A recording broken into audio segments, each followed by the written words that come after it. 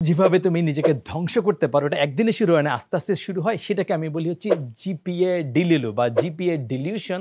এবং এটার বিস্তারিত হচ্ছে this is a lie that fills you smart in the beginning and destroy you silently.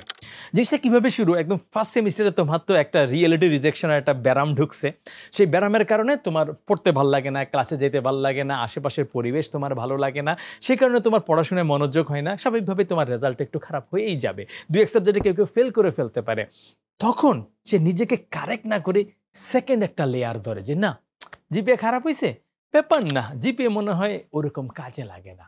এবং এই বীজটা আস্তে আস্তে এত বড় হইতে থাকে, কিছুদিন পরে কোনো একটা কারণে হয়তো ঘুম থেকে উঠতে দেরি হয়েছে বা তুমি একটু অসুস্থ ফিল করতেছো, একটা দুটা ক্লাস মিস হয়েছে, তারপর তোমার কাছে মনে হলো যে আচ্ছা জিপিএ যেহেতু দরকার নেই, ক্লাসে এসে গেলাম না, বাস।